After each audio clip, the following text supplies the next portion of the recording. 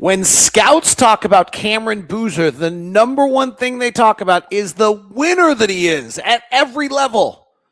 Does this actually matter in the draft process? Next on Locked on Jazz.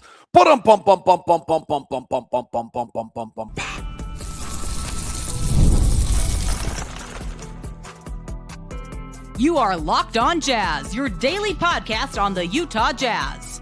Part of the Locked on Podcast Network. Your team every day. How are you? I am David Locke. On today's show, Jazz fans have flipped on who their number one choice for the draft is. The Knicks are showing us what to do against Victor Wembanyama. A disappointing Cameron Boozer watch. We start with whether winning matters in the draft process. If you talk to a scout, you talk to someone about Cameron Boozer, and the first thing they'll talk about is the 4 state championships, all of the USA championships, everywhere he's ever been, he's won. If UConn hadn't hit a miracle shot, he probably wins the NCAA tournament. He's a culture changer. He's a culture creator. He does everything right to win. That's the number one place that if you talk to a scout, you talk to someone about Cameron Boozer. That is where they start the conversation. Does this matter? Does if you have won prior to the NBA draft matter? AJ Dybantsa won the FU16 America's gold medal. He won the U17 World Cup gold medal. He won the 2025 FIBA U19 gold medal. His BYU run was mediocre by the end of the injuries. His high school run, there's not a lot to it, frankly. Like, he plays for Prolific Prep, which was a national team. They win in some games, but there's no like state title or anything. He loses as a freshman at St. Sebastian to Milton Academy 77-76 and then moved on. Darryn Peterson, there's not a lot to it either. No state championship. His USA experience, national team experience, is a little limited. When Darryn Peterson went to one high school for his freshman and sophomore year, then he moved to then he went to Huntington Junior, and then he goes to Prolific Prep in Napa. So he's bouncing around. We actually have this phenomena. We have this a little bit with Keontae, of these kids are now moving so many high schools that they don't necessarily ever learn how to win or stay somewhere where they do win, or are they even playing in the same setting as we traditionally think of as what you're doing. Maybe, you're trying to play for the national championship while you're at Huntington or Prolific Prep. You're playing in big time, those kind of games, but you're not playing. It's not the same stuff. So does this matter? We're watching Jalen Brunson, who's one of the all-time great winners. He won the state title in Pennsylvania. He won 2 national titles at Villanova, lead the New York Knicks. We're watching Mikal Bridges, who won 2 NCAA titles at Villanova. We're watching Stefan Castle, who won at UConn. We're watching guys that have won before in the NCAA tournament. Does this matter? Let me clarify something in here that I'm saying. This is not an either or. I'm not saying that if you didn't win in high school or college, it means you're a bad pick. In fact, because of the way the world is, we just talked about, there's very few kind of same style winners, we think. But does it matter? And does it make and when I say matter, does it make Cameron Boozer a significantly better draft prospect and give Cameron Boozer a significantly higher chance of success at the NBA level in the fact that he won 4 high school state championships, that he won all these USA events, and that Duke won a lot? Does that make you believe he has a higher chance of success in the NBA? So I went back through a lot of the past drafts, about 5 or 6 last past drafts. Here are the biggest winners. Chet Holmgren in Minnesota won 4 state titles and then won a lot at Gonzaga. Christian Braun, who's not a top 10 pick. Most of the guys I looked at a top 10 pick, but I knew the Christian Braun story. Christian Braun won 3 state titles and an NCAA title at Kansas. Now, maybe the argument is that at Christian Braun's level, when you're drafting 15 or 18, then it really does matter. That might be a legitimate argument. Donovan Clingan, a high school title and 2 NCAA titles.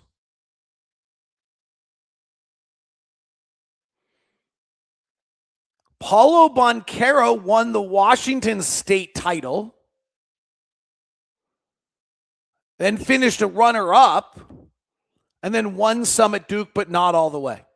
What's really surprising doing this research is, frankly, how few players win. Like, I look at Brandon Miller, the former number 2 pick out of Alabama. He's out of Tennessee. He's the Gatorade High School Player of the Year twice in Tennessee. Never won a state title. Like, you would think that if you have Brandon Miller in Tennessee, you win your state title. Now, he lost in the Class AAA state championship game and finished runner-up in 2021. And then in 2022, didn't even make the championship game.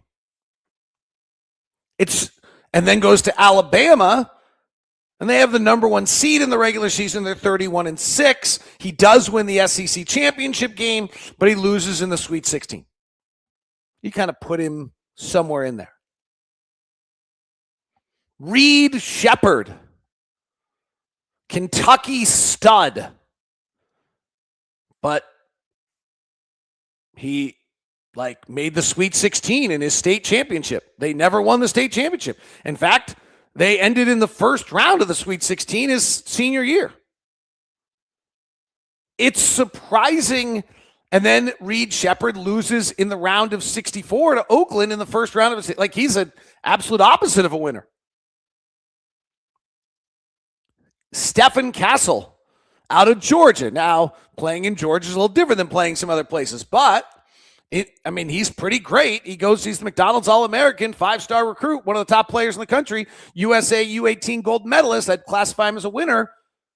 He got to the quarterfinals twice and the Final Four once as a high school player. But then wins the NCAA tournament and the Big East tournament at UConn. So I would call him a winner. And is Stefan Castle a better pick because he's a winner? Has he had more success in his NBA career because he's a winner? Donovan Clingan, does he win just because he's big? Zach Edey actually didn't win the state title along the way. In Duncanville, Texas, Ron Holland and Anthony Black played on the same state championship team, one of the great high school teams of all time that wasn't put together in an academy. And they won the state championship in 21 and in 22. 22 got knocked out because they had an illegal player, but they still won. Does that make them winners and better prospects? This is, to me, really, really interesting. Because when we talk about Cameron Boozer, and Cameron Boozer is hot right now. One of the primary things we talk about is the fact that he's a winner and a culture changer. And this is a big plus on his resume ahead of AJ Dybantsa and Darryn Peterson. But I can't tell if it really matters. I know GMs are it has to matter. And coaches are, it has to matter. But I did the research. The biggest winners over the last 4 or 5 years, and we could go back further. And obviously Jalen Brunson is the poster child right now. But the biggest winners are Donovan Clingan, Stefan Castle, Ron Holland, probably Paulo Banchero. He won a state high school championship. It's not that great. and he went to the finals of another one. You would think that actually some of these guys would do more than that.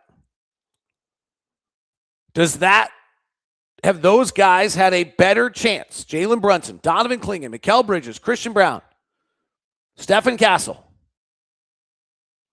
The other one that's really interesting here, like the biggest winner probably in the NBA right now, is Davion Mitchell, who's now in Miami.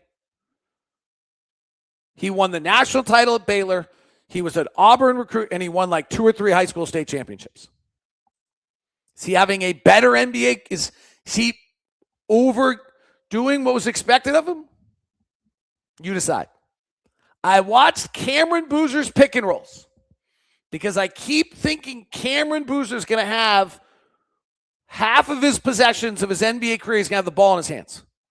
Honestly, it was a disappointing watch. Next on Locked on Jazz. Monday edition of Locked on Jazz is brought to you by Murdoch Chevy, located in Woods Cross and in Logan. The Murdochs, as you well know, if you're a fan of this show or a listener to this show, have been in Utah for almost 100 years now. They were established in 1925, so really it's 100 years. And Murdoch Chevy is, well, that's Americana. So you're talking the 2026 Chevy Silverado right now, 0% APR for 5 years. I just said that correctly. I did not misspeak. 0% APR for 5 years. The Chevy Equinox, which is a great SUV, 3.9 for 60 months.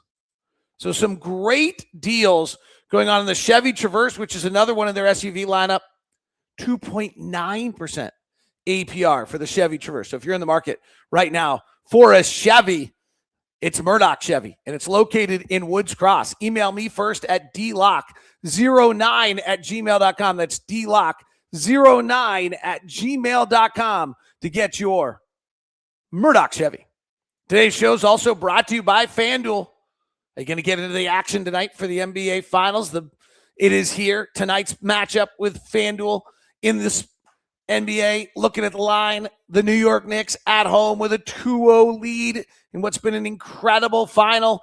The Knicks are a 1.5 point favorite. They have popular same game parlay plays right now. 6 props. OG to score 15 or more. Karl Anthony Towns 15 or more. Victor 25 or more. Cat 12 or more rebounds. Harper 20 points, rebounds combined. And Devin Vassell over 2.5 assists.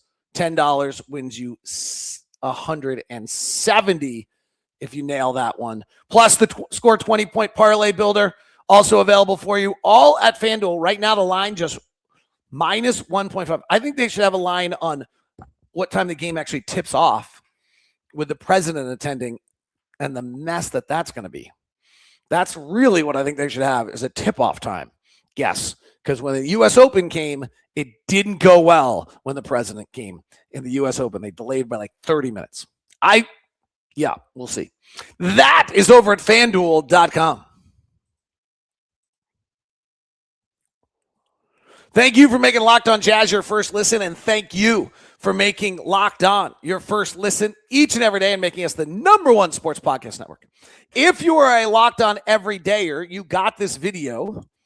So what I did is I went, and I don't love the way this works, okay? So let me just clarify. I think there's some real scouting problems with this. I actually think too many people in the league might scout like this too at times.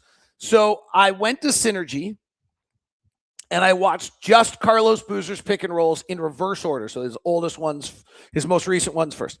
And if you're a Locked On Everyday member,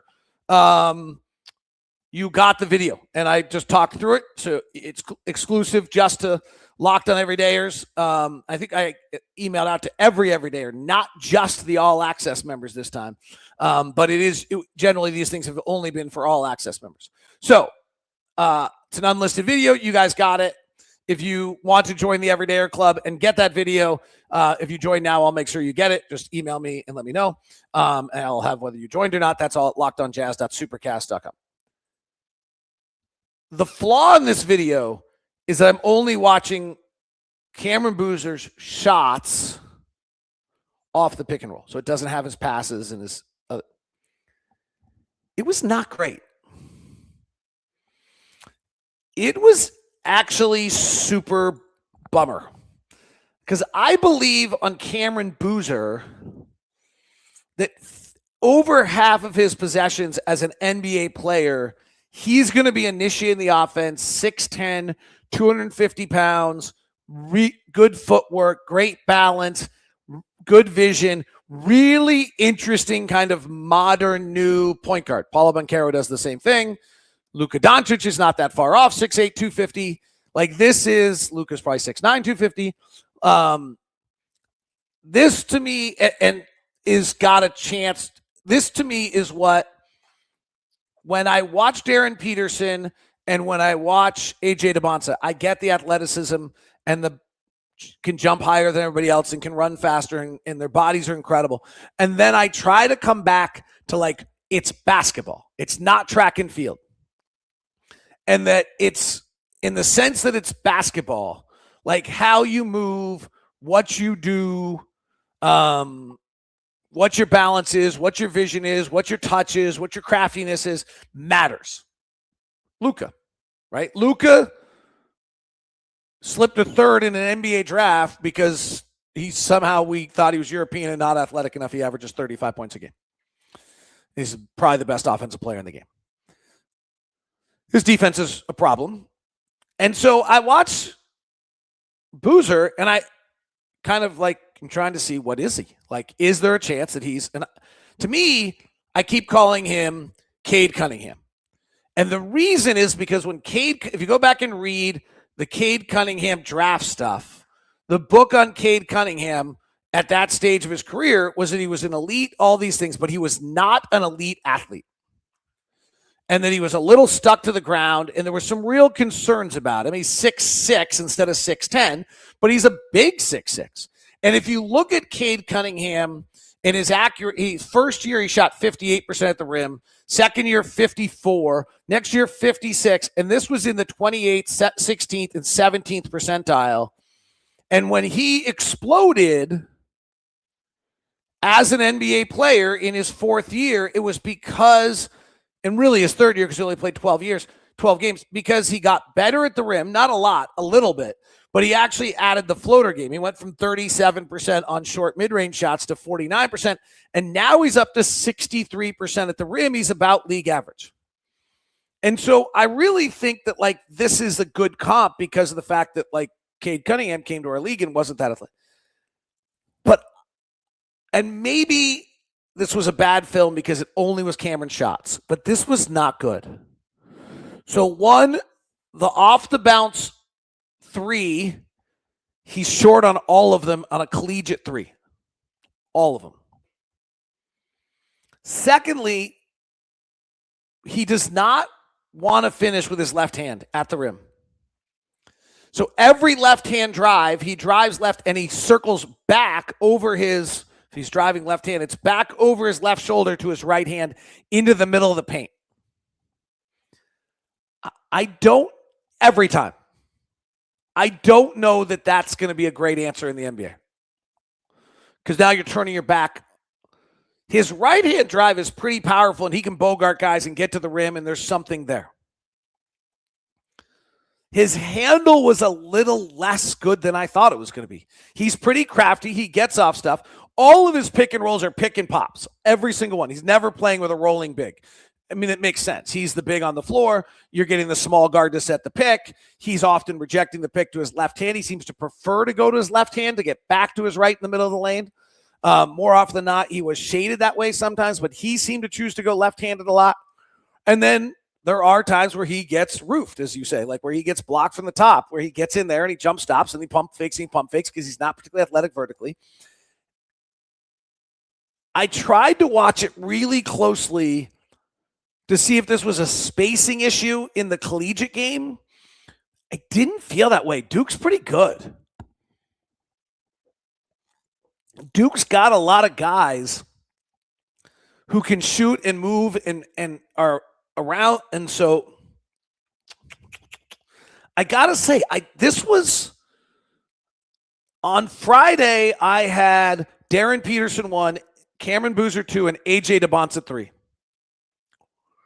And a little bit my thought is that for AJ Dybantsa or Cameron Boozer to be really successful, it's actually the same thing.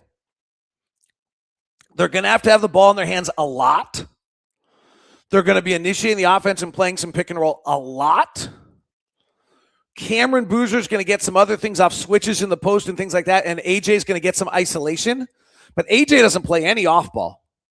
He's going to have to learn it if he is. He just plays very little off ball. Now, some of that's just who he's played with, but he's going to have to learn it.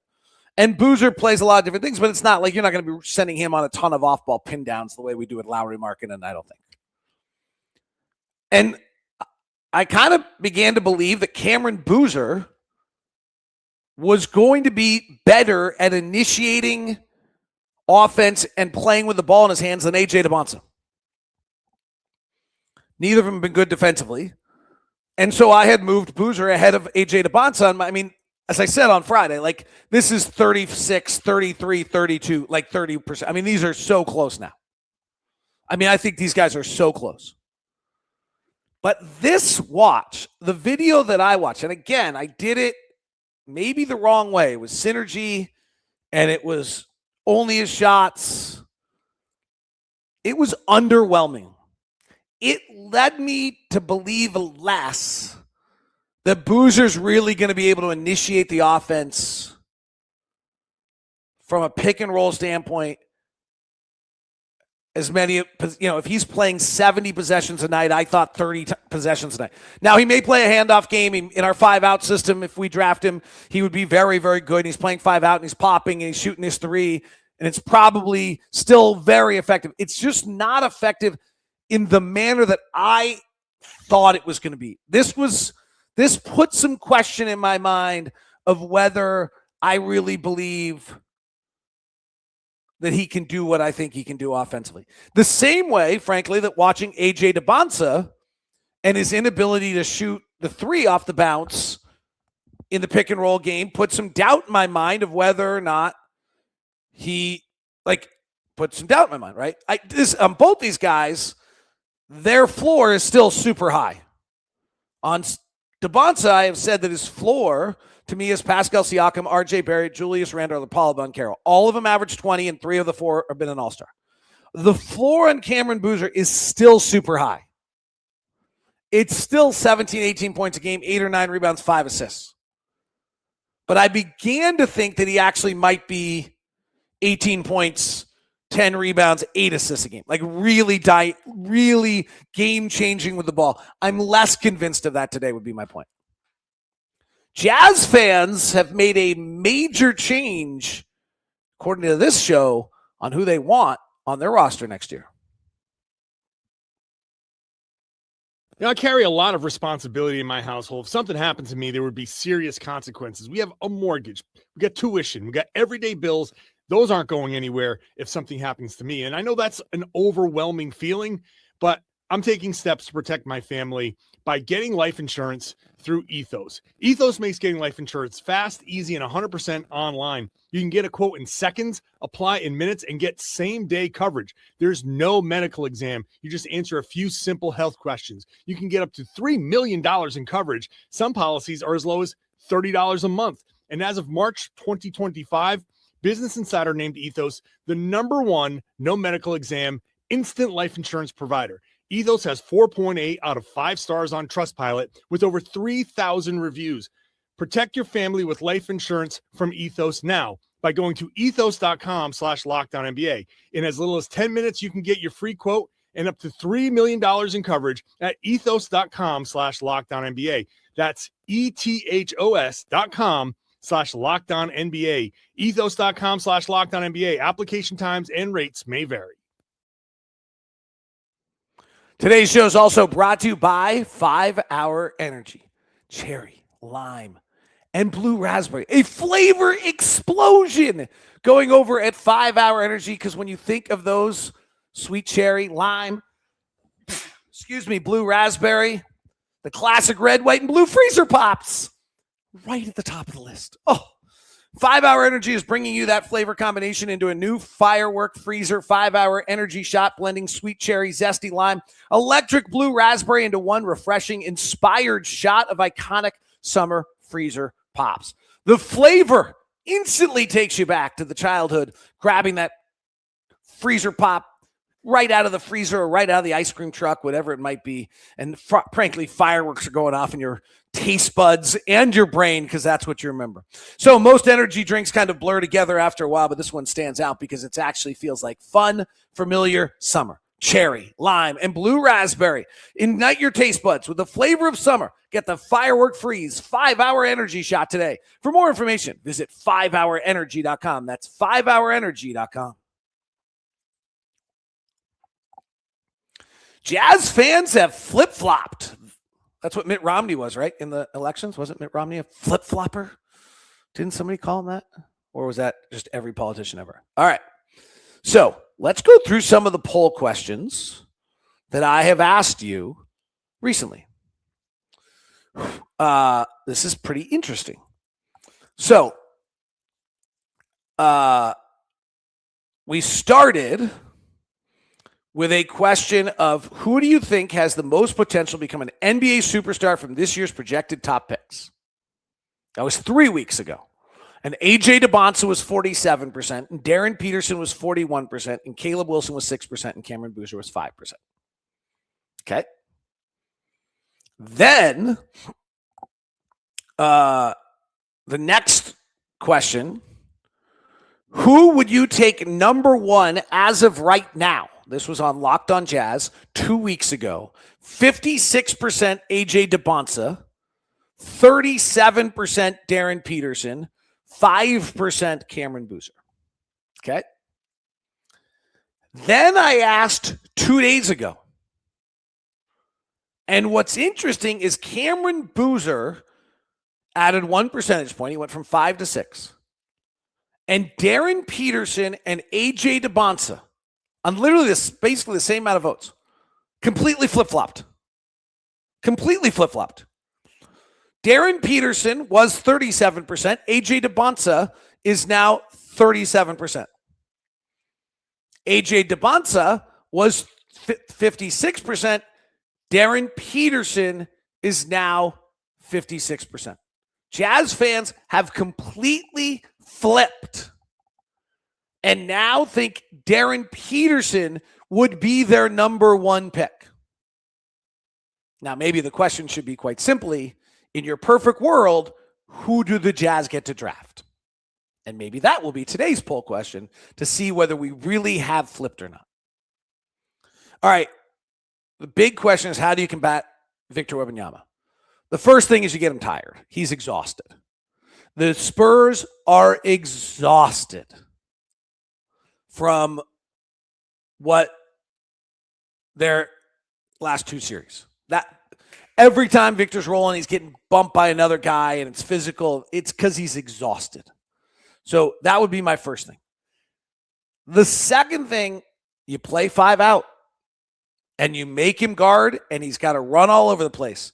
And when Josh Hart is in the game, it doesn't work. But when Landry Shamet's, why Jordan Clarkson's not playing in this series, when Landry Shamet is on the floor in this series, the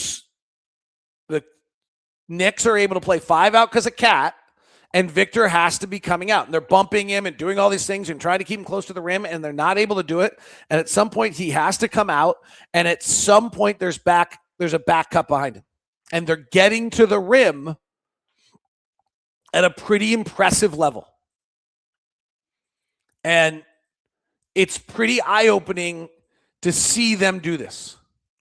And I'd have to, and it's impressive. Give Mike Brown, who's, been around great offensive coaches, who's done a great job. But the Knicks took 25 shots at the rim. They're not, you're not going to make it. They're still at 56% in game 2 because of but that's a lot. 25 shots at the rim against the Spurs is a lot. And they're figuring it out a little bit, which might be the bigger thing. They took 29 in game 1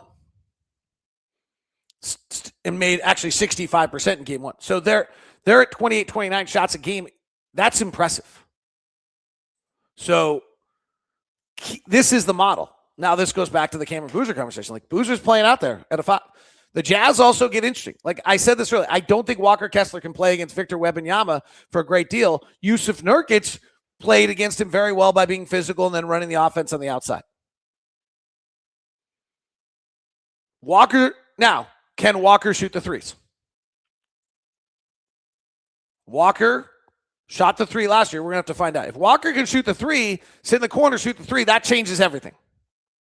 Then we are built perfectly to take on Victor Wembanyama. Jaren Jackson and Lauri Markkanen are pretty good too, but you got to force him out. You might want to be physical with him defensively, but on the other side, you got to force him out.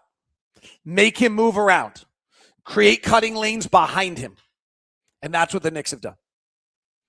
Game 3 tonight. We'll be back with you tomorrow. Lots of fun. We're walking toward the draft. More and more excitement each and every day here on Locked On Jazz. Thanks so much for tuning in. If you want to join our Everydayer Club, it's lockedonjazz.supercast.com. That's lockedonjazz.supercast.com. If you want to follow me on socials, it's DLock09. Right now, we're going to send you the first ever 24/7 national NBA channel, Locked On NBA, on audio. Check out the incredible group at No Ceilings doing Locked On NBA Draft with No Ceilings.